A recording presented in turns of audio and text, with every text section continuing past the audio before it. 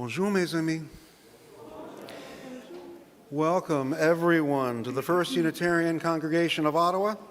Whether you are here in Worship Hall or watching from wherever you may be, know that you are welcome here. I'm the Reverend Eric Meter, this congregation's lead pastor, and I'm thrilled to be with all of you this, well, there's a little bit of sunshine out there. This November day in Canada, I was walking my dogs, and there were November flurries. And I said, Canada, November flurries, all is right with the world. This morning, I'm joined by our worship associate, Alex, and our music director, Jen, and let's get into it. Let me invite you now to rise as you are willing and able, and let us start by singing this morning, My Life Flows On, an endless song, number 108 in our gray hymnals. The lyrics should also be on the screen behind me. Again, please rise as you are willing and able.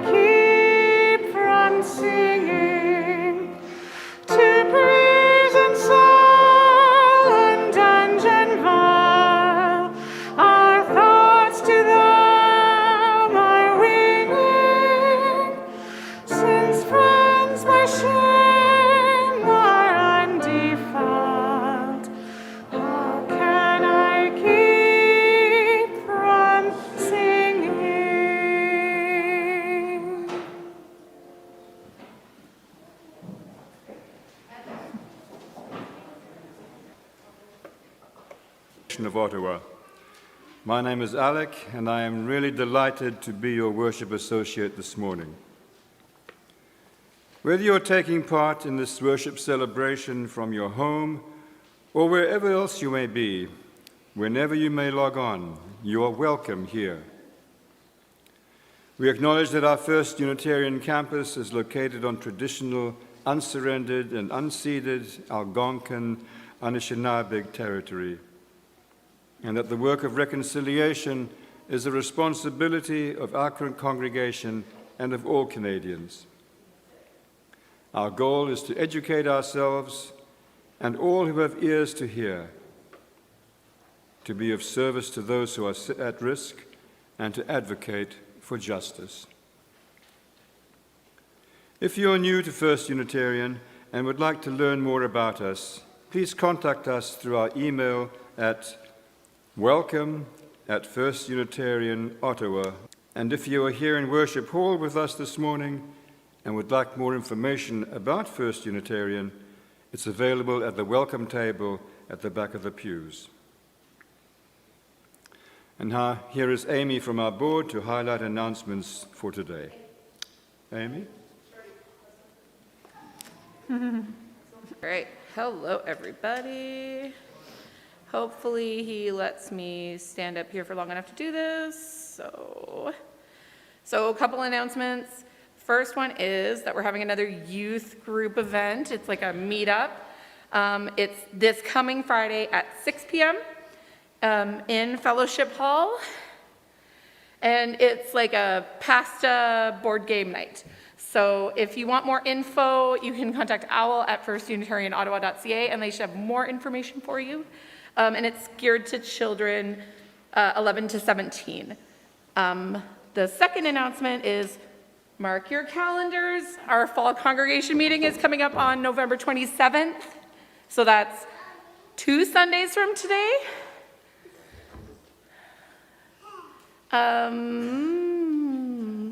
And you can learn more about the budget for next year and planned updates on encourages your financial donations to support Syrian refugee families in getting settled as they arrive in Ottawa. Please look in the EUU, there's more information on that.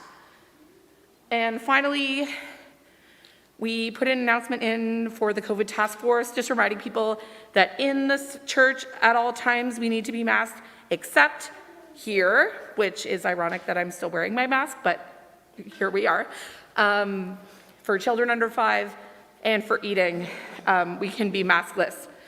But other than that, we are supposed to wear our masks all the time. And it's in order to protect all of us in this space, and keep our community healthy. Thank you. And also, there's no fellowship hour today. So join us next week online if you'd like to go to fellowship hour, but this week there's no fellowship hour. And now I'll welcome Donna from the Environmental Action Group with another announcement. Come on, kiddo.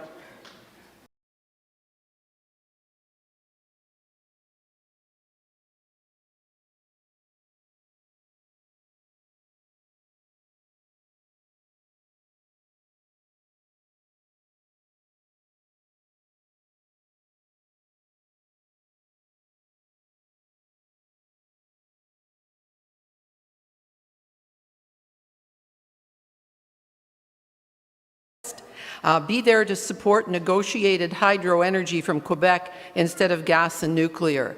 Asking you to speak out against the needs for required affordable housing, and it's a climate disaster that you can join. And remember, there are still a few greens left in the Ajaski's Tower Garden. I understand they're replanting it next week, and so they want you to take as many as you can. So please share the greens. Thanks a lot.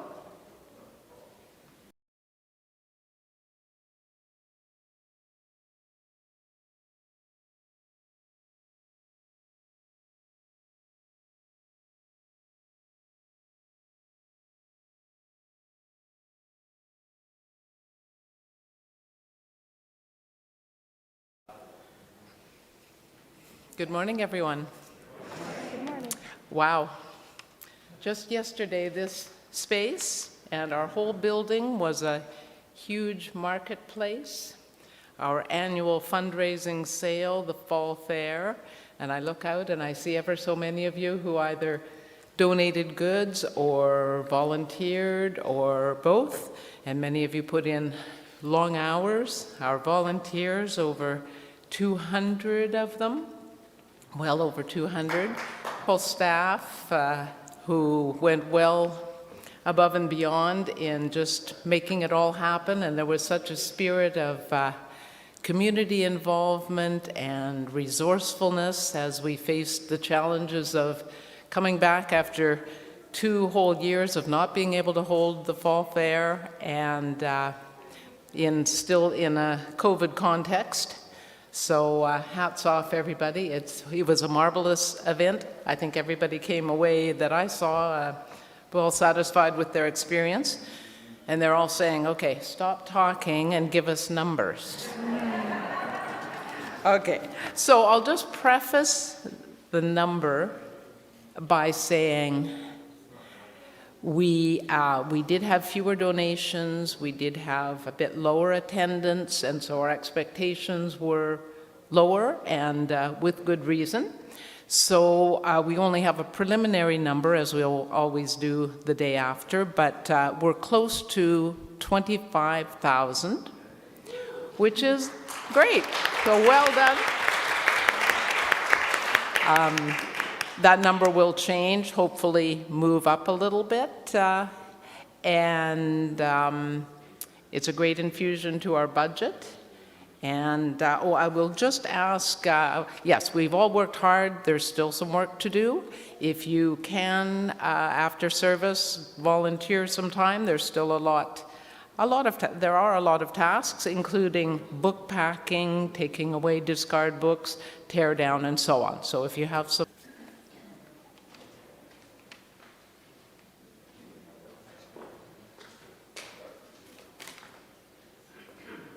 Okay, next on the program, more about money. The campaign certainly is one of them, but stewardship and volunteering is another. And if you want an example of team building and community spirit, just look at Fall Fair yesterday and the number of our congregants and other community members who were here supporting us. So thank you very much. We have slides. Yeah, thanks, Julie. Next slide. So I'm going to give you an update. You're tired of seeing me up here by now, or Larry up here, because the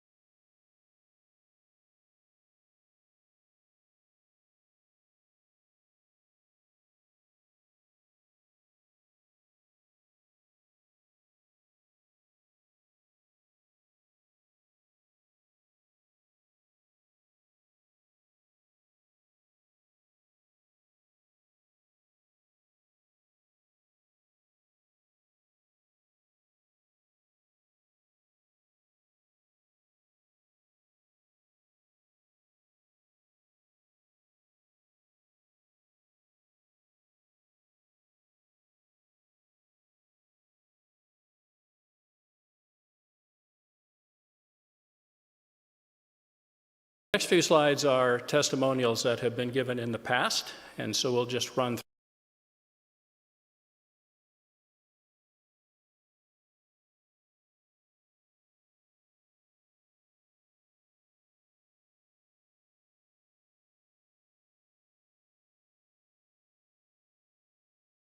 And all will be good, we hope. Thank you.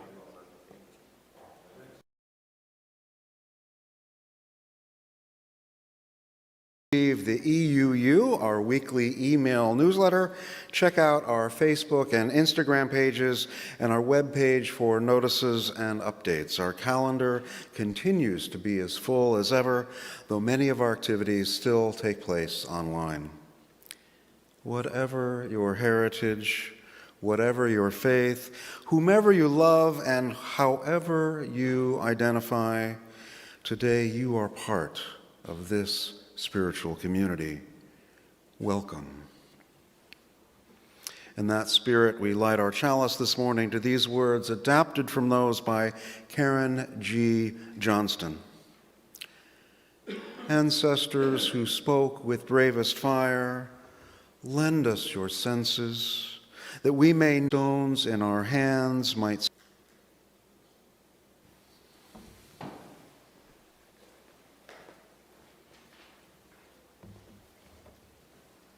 We remember those names carved into stone. Inscribe them on our hearts this day. Inscribe them on our conscience every day. So like the stone that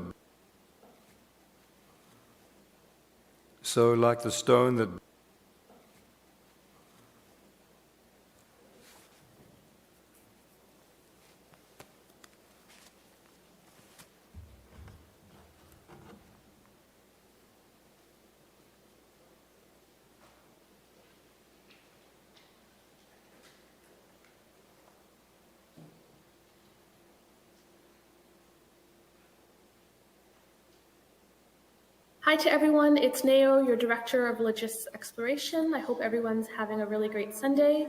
Today I'm reading to you a short story titled Peace is an Offering, written by Annette Lebox. Peace is an offering, a muffin or a peach. A birthday invitation, a trip to the beach. Peace is gratitude of simple things, light through a leaf, a dragonfly's wings, a kiss on the head, raindrops and dew, a walk in the park, a bowl of hot stew. Peace is holding on to another. Will tears. Will you keep me company when I am alone? Will you give me shelter when I have lost my home? You might find peace in a photograph or in the deep boom of a belly laugh. Peace is a joining, not a pulling apart. It's the courage to bear a wounded heart. It is a safe place to live. It's the freedom from fear.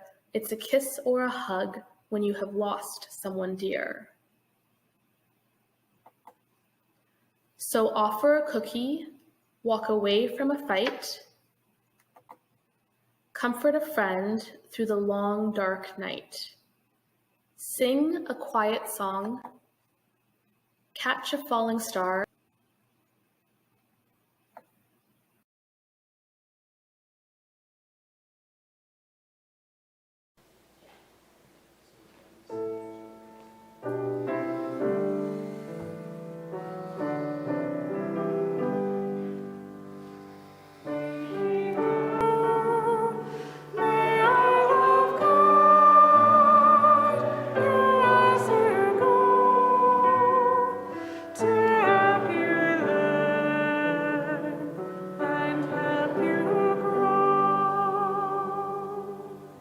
Take this time to pause in recognition of the lives that we lead, the moments of struggle and triumph, of anguish and satisfaction. We do so by dropping a small stone in a bowl. The ripples are continuing here, but they go out beyond this bowl, beyond this room, wherever they extend to. And despite the goings-on in the greater world, Sharm el-Sheikh, Egypt, Ukraine, against that backdrop, we live our lives. This morning, I drop a stone for Roxanne's father, Maynard Merritz, who died at the age of 90 in his home in Thunder Bay just a week ago now. There is a caring card for Roxanne and her family at the back. Please sign this card. Even if you don't know her or her family, your name on the card that will be sent out is an extension of this community's love, care, and respect. I will also drop a stone for all that we carry with us in the silent sanctuary of our hearts this morning.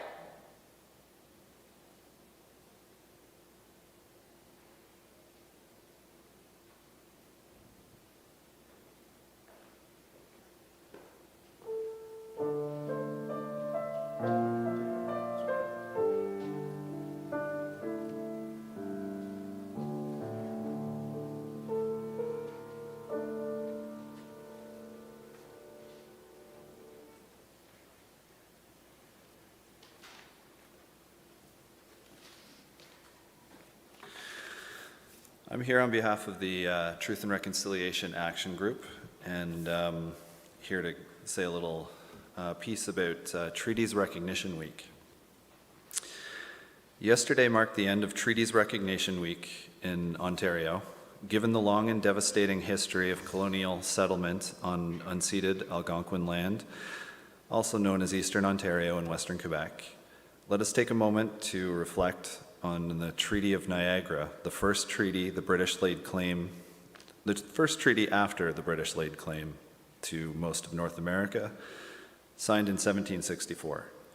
It was recorded both in English and in the wampum tradition of its indigenous signatories, including Algonquin people. Although the Treaty of Niagara is not codified in Canadian law, it did represent the law of the land that established British colonial rule more than 100 years before Confederation, and its significance remains today more than 250 years later. At a 1987 First Ministers' Conference on Aboriginal Constitutional Matters, the Algonquin delegation, including Elder William Commanda, were the first to speak after the Prime Minister, and the Treaty of Niagara was at the heart of their message. Here are some of their words from that day. It is significant that this meeting is taking place on Algonquin land. Our people never surrendered these lands. Nevertheless, we are being pressured to remain on reserves. This is not what our ancestors intended. This covenant, which was made with the English and French nations, that is contained in the wampum belt, may have faded from your memories, but it is not. Anything that was supposed to be negotiated would have to be negotiated with the Indian people regarding the jurisdictions and how to deal with each other. Treaties Recognition Week was launched by the province to increase treaty awareness and provide the public with an opportunity to learn why they matter. In my research for this reflection, I learned that a treaty means more than a legal claim to land put down in writing. In the wampum tradition, and conveying its message is a sacred one. It also ensures the continuity of an oral tradition that is important to Algonquins, as important to Algonquins as the written laws and spiritual texts are to us. Speaking about the Treaty of Niagara is an act within itself of preserving it. Thank you.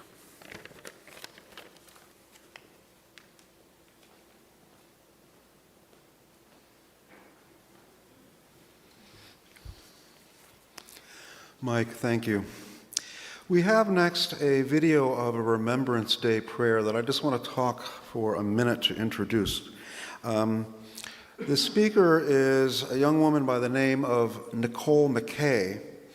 She and her husband and family live in Barrie, north of Toronto. Nicole is in seminary to become a Unitarian Universalist minister. When she completes that, it is likely that she will be the first Unitarian Universalist chaplain in the Canadian Armed Forces. Let's hear what she has to say for this Remembrance Day. It has become a common practice to hold 2 minutes of silence on November 11th at 11 a.m. This silence reminds us of a time when the guns stopped on the battlefields at the end of World War I. It was also the humbling beginning of the inventory of devastations we would take, which have changed us forever.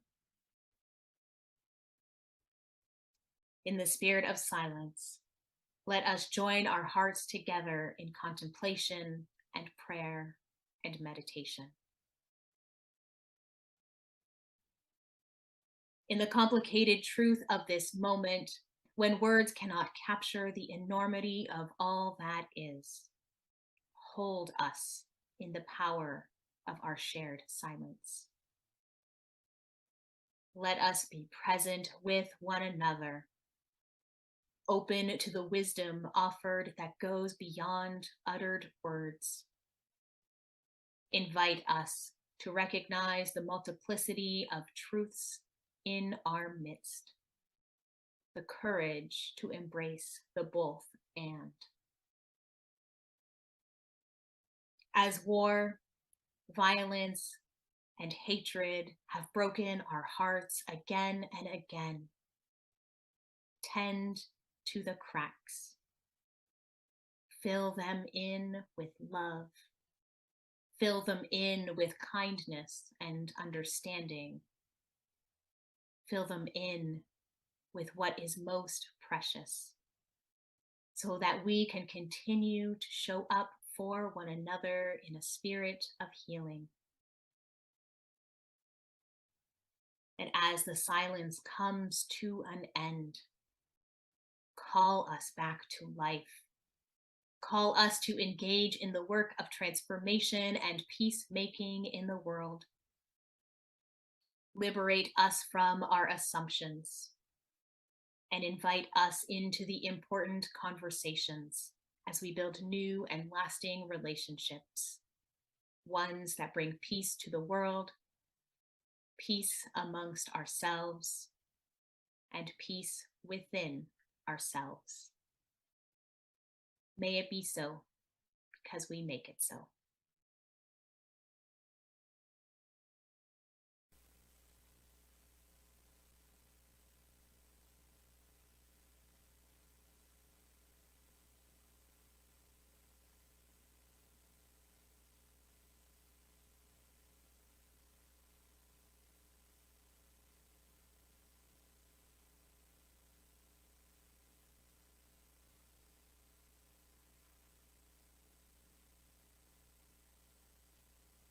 Morning is by Barbara Child. This reading is from an open letter Barbara Child wrote to Alan Morris. The two met in the early 70s after Morris returned from serving in Vietnam, and Child was teaching at Kent State University in the United States. She had been one of the anti-war speakers when the State National Guard opened fire on May the 4th, 1970, killing 4 students. After several years,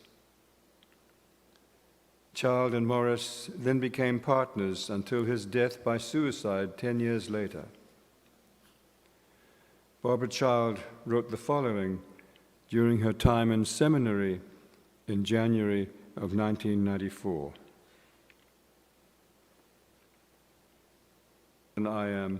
And I remember a picture of me with him and a buddy he brought back home once on leave.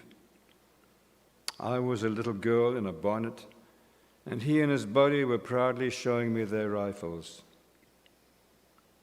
When my brother came home after the war, he spent a lot of time in the basement, working on an invention, he said, that would make $1 million. My mother, who was his stepmother and who never could understand him, said that Richard always mumbled. He played his trumpet down. I had just come back from Korea when I met him. He never talked much, and one summer he stopped talking altogether for months. He sat on the swing in the backyard or in the rocking chair, and he stared, and he drank. And now I think of you. What you have shoulder in the work of healing from the war, remembering, whole. The earth open with a knife and letting grass grow over it to heal the wounds, unquote. Well, I know that when you and I visited the wall, we did not react to it as strongly as others apparently do, or at least we did not say we did.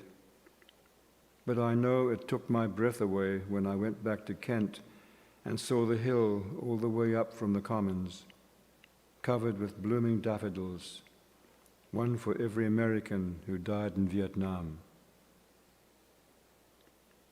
After you read this fall what I wrote about my vocational aspirations, I believe it has the power to bring meaning where there was none, and to transform what has been unbearable into new understanding and commitment to justice and human dignity. As patience may, with love, Barbara.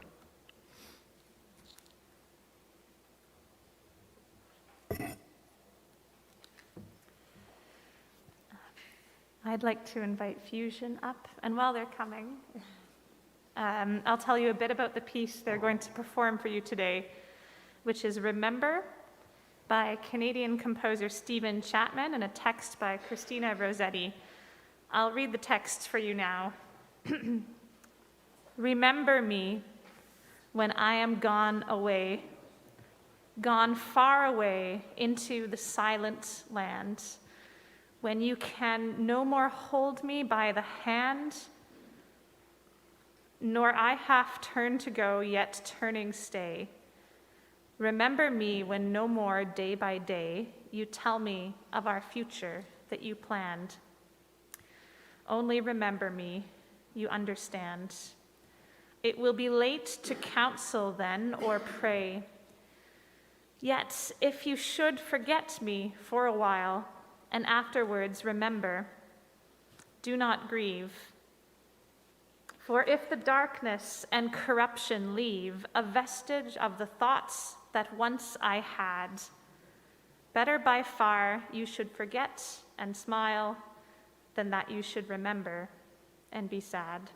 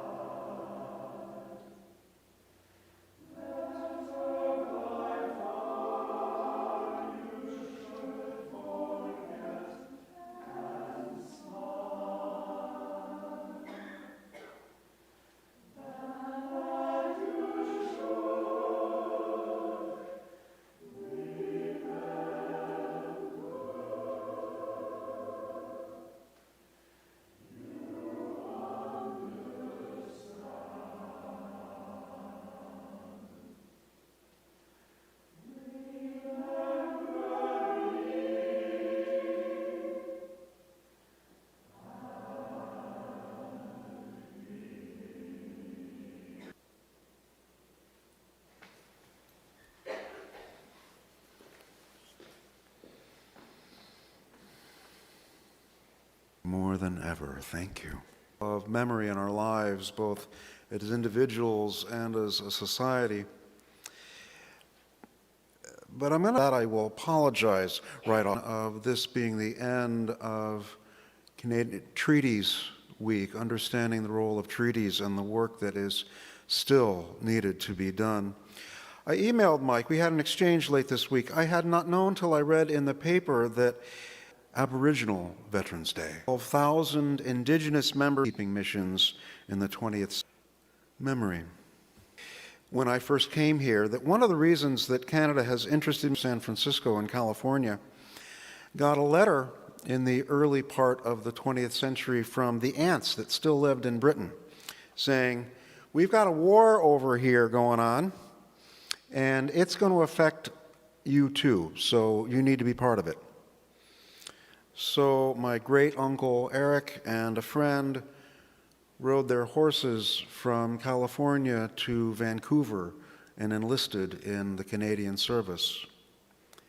A year ago, I found my namesake's induction papers. It was real. This family story was actually real. So I told my brother, and he said, huh? I absorbed the information about my namesake, but it really wasn't important to other people in the family, at least not as much as it was to me. So, okay, that's fine.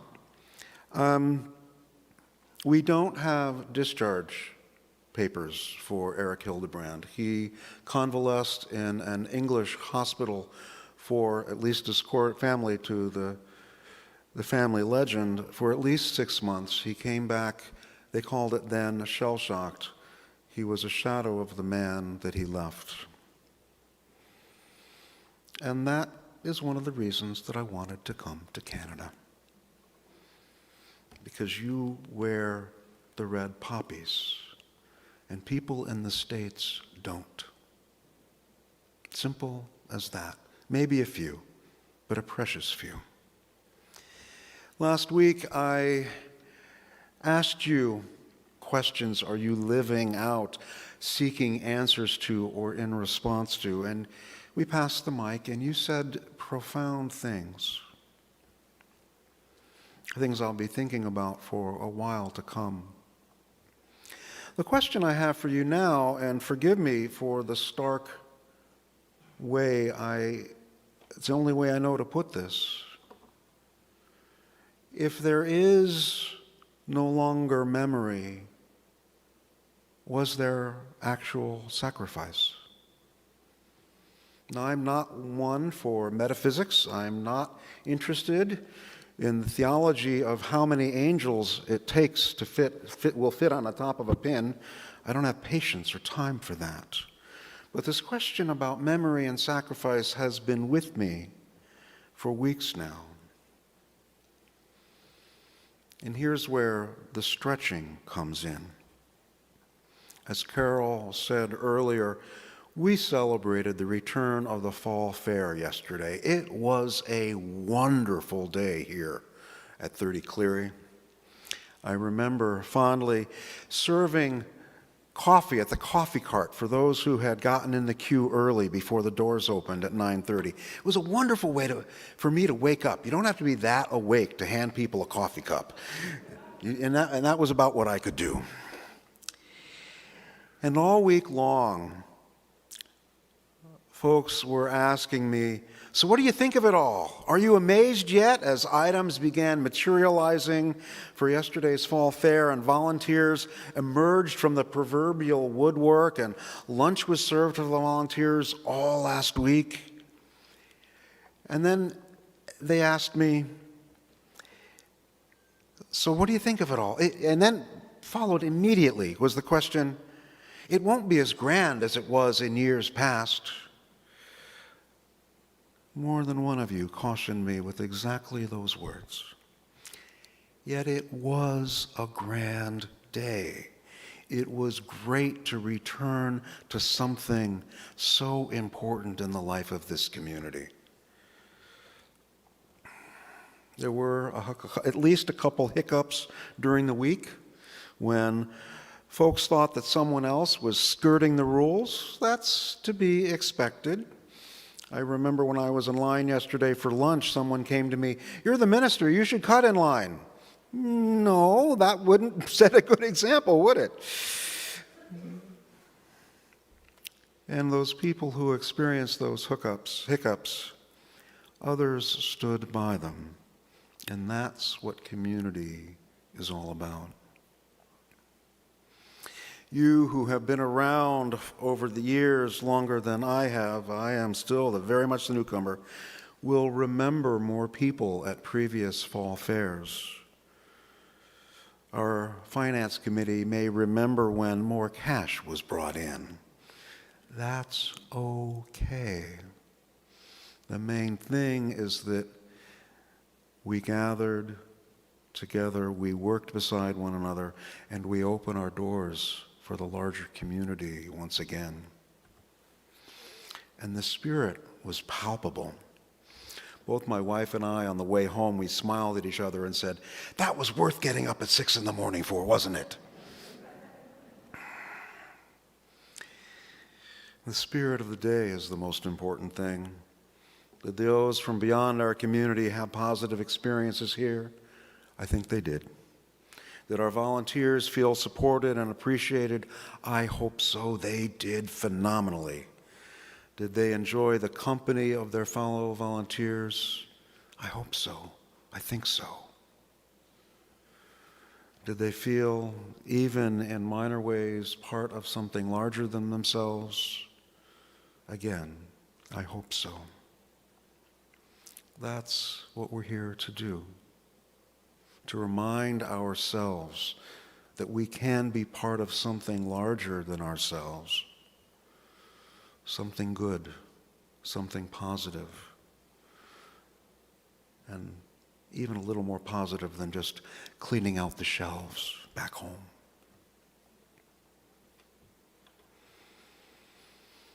You've heard this thousands, if not hundreds of times. This is a poem from a doctor born in Guelph, John McCrae, who never came back from the First World War. In Flanders fields, the poppies blow between the crosses, row on row, that mark our place, and in the sky the lark still bravely singing, fly scarce heard amid the guns below. We are the dead. Short days ago we lived, felt dawn, saw sunset glow, loved and were loved, and now we lie in Flanders fields. Take up our quarrel with the foe. To you from failing hands we throw the torch. Be yours to hold it high. If ye break faith with us who die, we shall not sleep, though poppies grow in Flanders fields. We carry the poppy. We hold the torch for what this community stands for. In everything we do, in singing, in gathering, in transforming this space into a bazaar, and then somehow back again to return the hymnals to the pews. Let everything we do be done with love, be done with care, be done for hope that we are part of building a better day. Thank you. Thank you.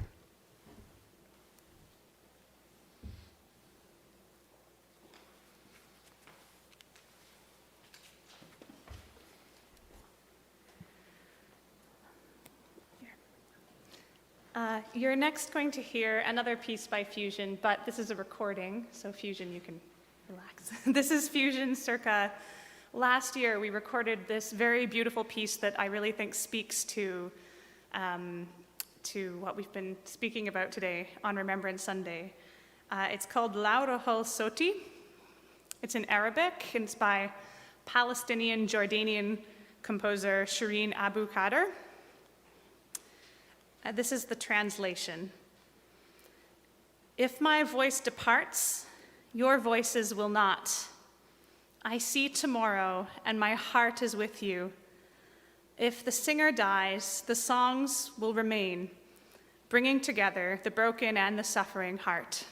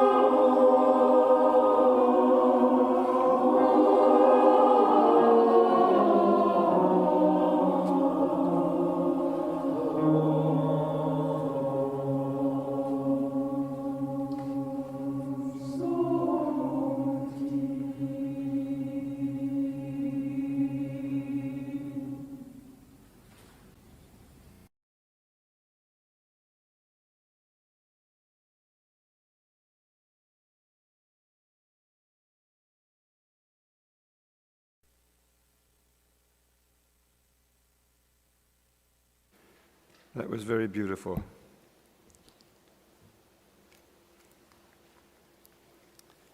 This congregation has a long history of care, vitality, and bringing people together to move the arc of justice forward. We've been able to live into our hopes and dreams because of the generosity of those within and beyond this community. Whether you are here in Worship Hall or elsewhere, you are part of this community. And to make a gift in support of the work of this congregation, you don't need to use the baskets that will soon be making their way among the pews. Wherever you are invited to go to our website or contact our finance manager to find out how to make a donation or to keep up with your pledge. Our gifts are freely given and gratefully received. We dedicate these gifts to the work, We dedicate these gifts to the work of this community of faith, serving human wholeness, caring for the planet, upholding religious freedom, welcoming the stranger, loving one another. And now, following the theme of our choral piece earlier, please rise as you are willing and able as we join together in our closing hymn, Amazing Grace, number 205 in our grey hymnal.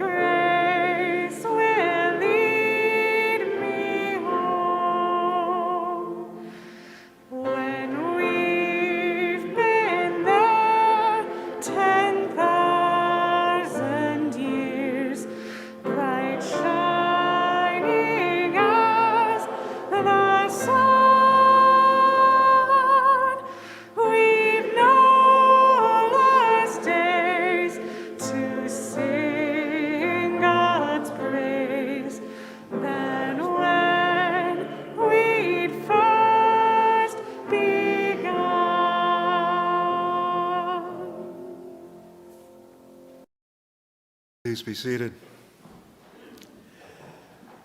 We extinguish our chalice this morning to words by Leah Derlin-Jones. For those who came before us, we offer our gratitude and thanks. May their memories be a blessing. May we feel surrounded by their love. As we go forth from this time and place, let us be inspired by their courage, their wisdom, and their dreams. Let us honor them by doing the work of living boldly, loving mightily, and creating even a small heaven here on earth. Amen, and blessed be.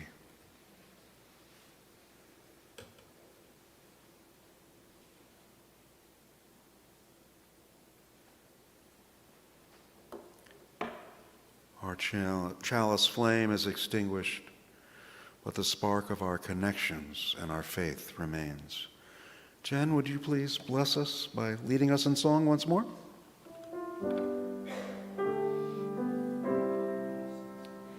Spirit of life, come unto me. Sing in my heart all the stirrings of compassion. Blow in the wind, rise in the sea. Coule dans mes mains, vie d'espoir et de justice. Dis-moi, ciel emporte-moi, source de vie, viens vers moi, viens vers moi. And if you would, reach out to those near you and beyond. As we prepare now to leave this space, may our hearts remain open and our minds remain clear. We are people of both reason and heart, of both memory and hope. May we also always remain people of love, providing a place in this world for our spirits, a place that can be best called home. As now we return to the challenge of helping the world come alive in love, let me say, go in peace, my friends. Go in peace.